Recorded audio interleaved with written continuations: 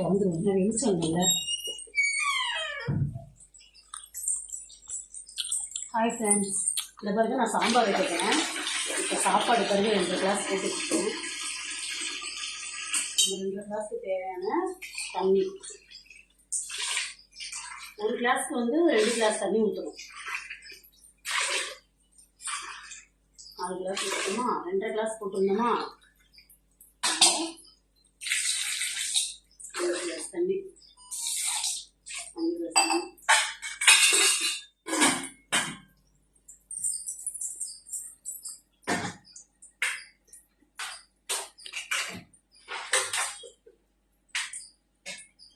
சாப்பாடு வேகட்டும். நம்ம சாம்பாருக்கு தேவையானதுலாம் பாருங்கள், எல்லாம் நறுக்கி வச்சுருக்கேன் பாருங்கள். கத்திரிக்காய் கிட்ட காட்டுமா, கத்திரிக்காய், தக்காளி, கருவேப்பிலை, மாங்காய், முருங்கைக்காய், பூண்டு எல்லாமே நறுக்கி வச்சிட்டோமா. ஒரு முக்கியமான விஷயம், இப்போ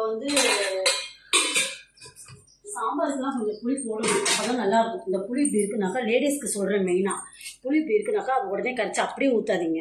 இந்த புளி என்ன பண்ணுறீங்க, அப்படியே முழுசாகவே போட்டு கொஞ்சோண்டு தண்ணியில் போட்டு நல்லா கழுவிடுங்க. கழுவிட்டு அதுக்கப்புறம் ஊற வைங்க. நல்லா ஊறினதுக்கப்புறம் நல்லா கரைச்சி குழம்புல நம்ம ஊற்றிக்கலாம், சரிங்களா? ஏன்னா எத்தனை பேர் கைப்பற்றிருக்கோம், அதுக்கு தான் சொல்கிறேன், லேடிஸ்க்கு மெயினாக சொல்கிறேன். இதே மாதிரி பண்ணுங்க, சரிங்களா?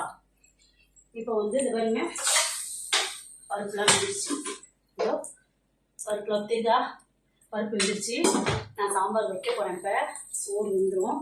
அப்புறம் முக்கியமாக லைவ் எப்பயுமே இனிமேல் ஞாயிற்றுக்கிழமை 10 மணிக்கு நான் போட்டுருவேன்.